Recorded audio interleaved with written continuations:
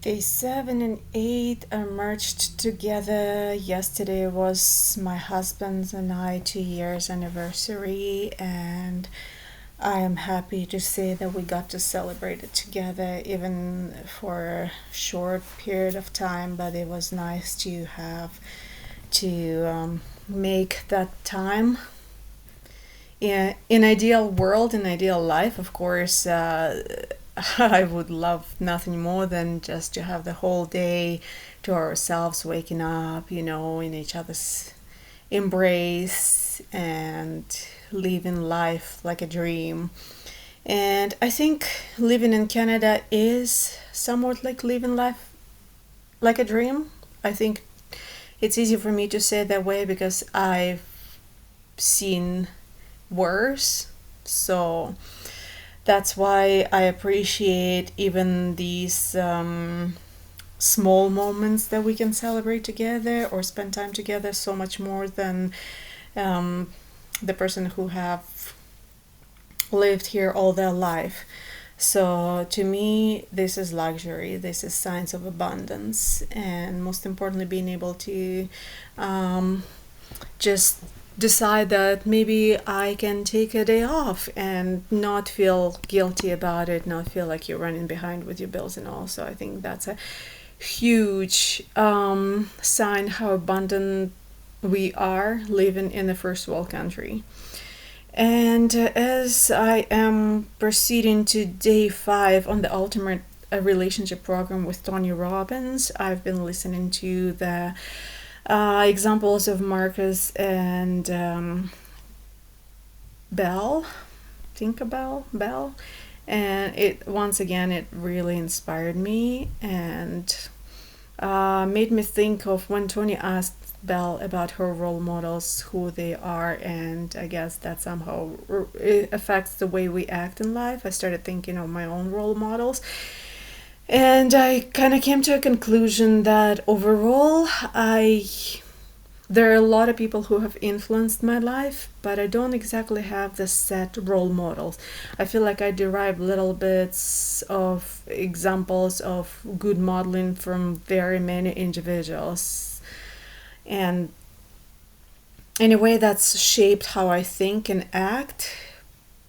But at the same time, I feel like I'm always trying to think of my future self as a role model, even though I have very little connection of imagining what am I like in the future when I'm abundant, fully successful, financially free, fulfilled and happy. And I take very little time to imagine myself that way because I feel like on a day-to-day basis in life, I'm focused on uh, the grind.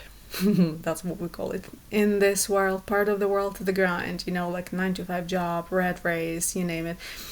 So having to connect with that future self has been super challenging for me, but I can't say I didn't do it. There were moments in life when I would really feel super peaceful and spiritual and connected, and felt so free. I wouldn't say that I was financial free then, but it felt like I'm the most abundant person in the entire universe, and that's an amazing feeling to have. I wish to connect more with that kind of feeling. And even when I have all the money in the world that I think I need to feel that way, I would like to feel abundant, not in a materialistic way, but in a spiritual, emotional aspect. So I guess the role models for me would be my future self, the successful self, the someone I could look up to, someone I could tap into be and ask questions and ask me to guide. And of course, God has always been my go-to, if that's a way to say it, because I have been guided by Him a lot. I've seen a lot of miracles in my life, and I have to say that God and Jesus have been my role model, but I also feel a little bit confused by the passages of Bible because I also find that due to that teaching, I have lived my life mostly as a sacrifice and not understanding the importance of looking after myself. I would be super given and then not expecting anything in return and then feeling resentful because of that. Because I think the way I was brought up, my grandpa always thought that you have to be so given, you have to be humble, you have to be sacrificial, you have to this, that, and never really even taken the time to think of on what level or how much of that do I need to have and how to actually give it to others without feeling like you're being taken advantage of. And so all my life, I find that that's how I've lived, just letting people take an advantage, being so given, being so sacrificial, never thinking of what my needs are. And at the end, a little spark would come in and I'm like, what if I'm deserving too? And part of my life I've lived feeling undeserving. And even though I would look at other people, I'm like, well, those people are living a happy life, but why do they feel deserving and I don't?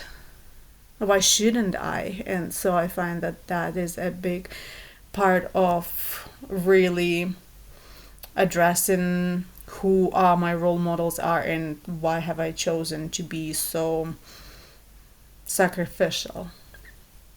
So thanks to Tony Robbins for guiding me to actually focus on who my role models are, and thank you to Marcus and Belle for just inspiring me with their example to understand that at some point we all live either a selfish way or too given way, and then the other person in our life is selfish, and so we allow that, and then the relationship is out of balance. And I find that in my relationship with my husband, I've been very given at the start, but it also made me grow resistant, and of course there were many other issues. And so I think looking after myself and also respecting my husband is the key. So I guess that's a way to grow. That's an eye-opening realization.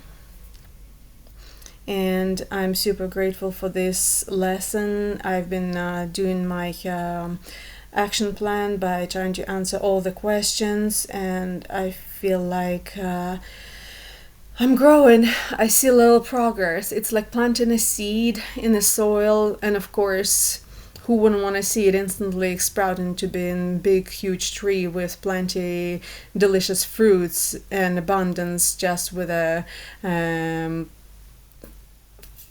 eye blink, right? But I do tell myself that sometimes growth takes progress, takes time, and therefore I'm investing this time. I'm cultivating our relationship the best way I can, and I'm hopeful that we will be at level 3 relationship one day and starting today.